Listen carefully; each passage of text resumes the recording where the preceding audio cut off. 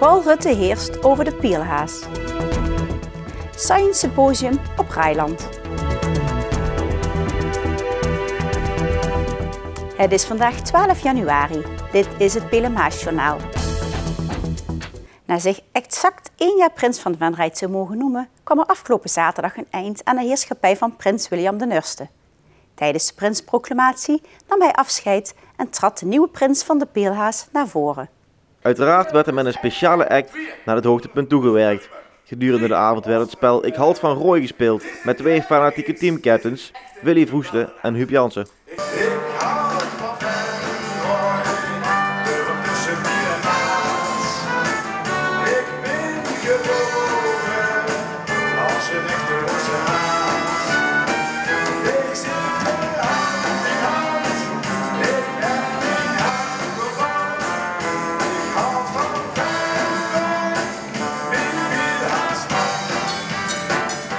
In 4 rondes werd uitgevochten welk team de winnaar zou worden van deze speciale 77e editie, gepresenteerd door Sjoerd van der Koelen. Karel Wijnand, Van Siemens, Wim Smits, Sjoerd moest zich vervolgens snel klaarmaken om als adjudant gepresenteerd te worden. Samen met Ben van Daal zal hij de nieuwe prins Paul VI de komende tijd ondersteunen.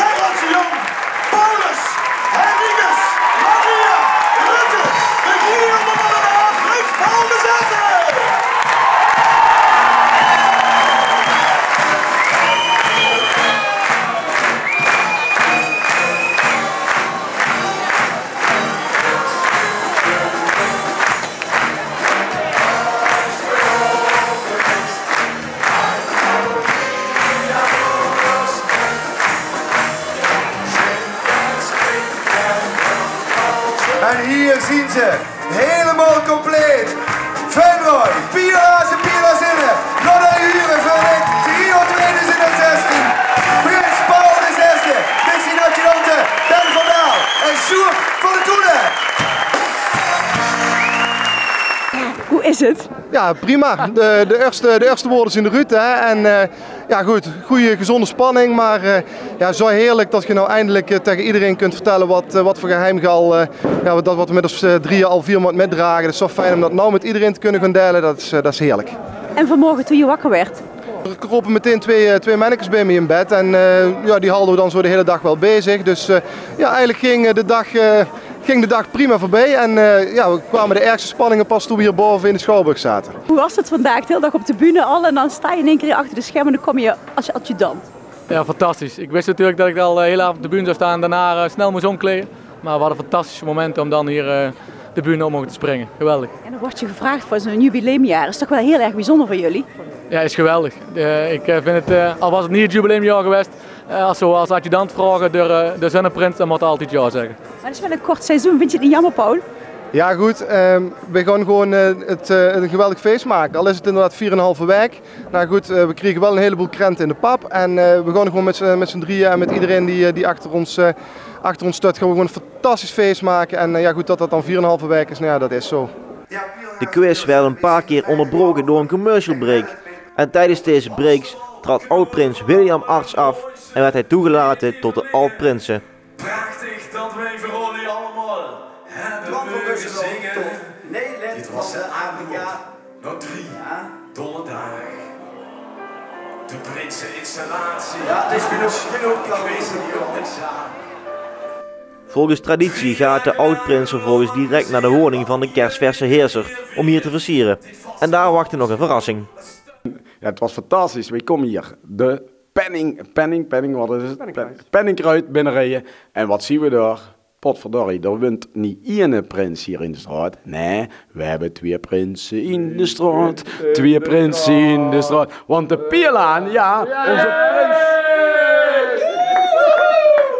2 prinsen in de straat, dat is wel uniek. Zeker uniek. En ik ben ook erg trots. wat wij, de landweert, met de Vastelovend kunnen vertegenwoordigen met 2 prinsen. Geweldig.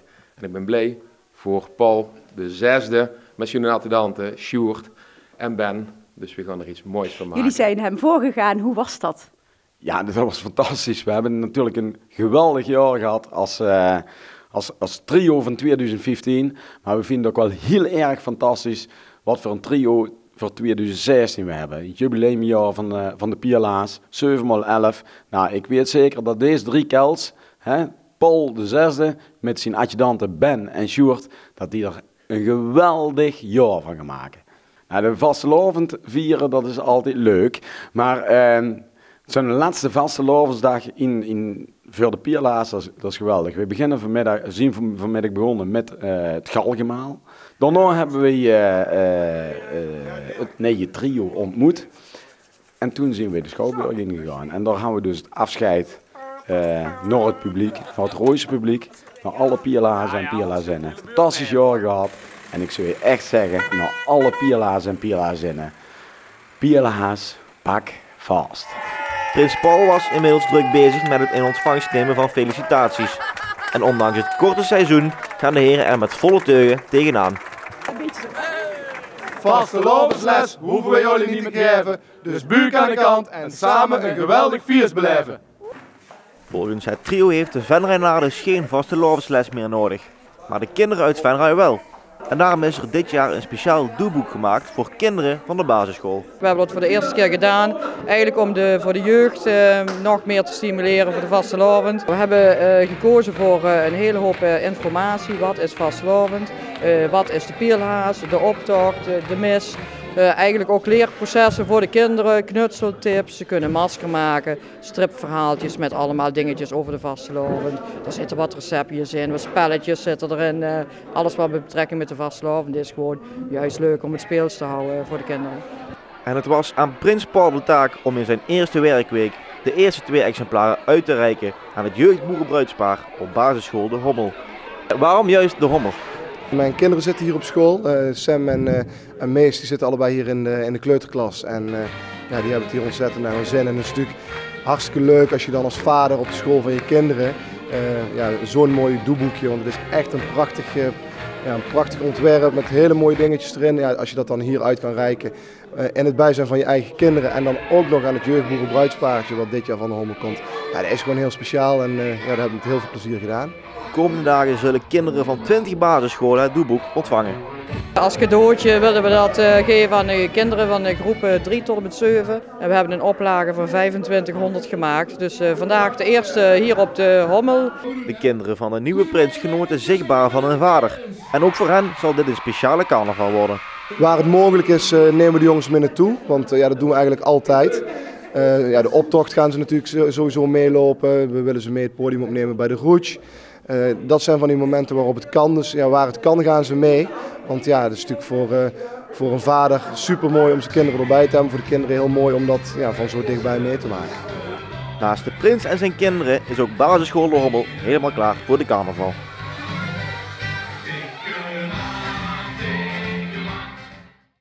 Afgelopen vrijdag vond op het Raailand College de 10e editie van Science Symposium plaats.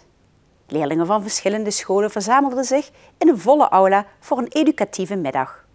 Het programma bestond uit verschillende sprekers en presentaties om leerlingen wat bij te brengen over de wetenschap. Ik vind het erg een leuke dag. Ik vind het leuk dat het hier op het Raailand heel lokaal en toch dat je heel interessante mensen krijgt die eigenlijk door heel Nederland bekend zijn. 3 leerlingen van het Raailand College gaven een presentatie over een masterclass aan de TU in Eindhoven over automatiseren. De demonstratie verliep niet geheel vlekkeloos, maar dat is juist een teken dat deze projecten gecompliceerd kunnen zijn. Ja, denk ik wel. Je krijgt natuurlijk altijd te maken met als je grotere projecten doet dat je gewoon problemen krijgt. Dat zie je nu ook, hè. Dat is jammer dat het dan nu op dit moment gebeurt, maar dat gebeurt gewoon heel vaak. En soms gaat het ook goed en dat moet je dan proberen op te lossen. En dat is juist het lastige van zo'n project. Ondanks dat de presentatie dus niet volledig ging als gehoopt, is voorzitter Siska Zweerts trots. Dat vind ik zo geweldig dat onze leerlingen dat doen. En dan moet ik zeggen dat op het Rijnland College echt wel behoorlijk wat leerlingen, meer dan in Nederland gemiddeld, kiezen voor die beta-kant. Ja, en dat komt natuurlijk door dit prachtige, of een van de oorzaken daar is dit prachtige symposium. En we hebben een hele sterke beta-sectie. De jubileumeditie van het symposium kreeg extra glans door een bekende gast in de persoon van Diederik Jekel. Ik kom vertellen over eigenlijk de afgelopen eeuwen, de komende 25 jaar. En dat allemaal in 30 minuten. Om te vertellen wat wetenschap ons allemaal gebracht heeft. Hoe het ons leven en ook het leven van die kinderen hier zo radicaal veranderd heeft. En hoe dat zo mogelijk de komende 25 jaar nog radicaler gaat veranderen. En dat als zij op de arbeidsmarkt gaan komen, ja, daar denken ze nu nog niet over na, weet je wel. Daar ben je niet mee bezig op die leeftijd.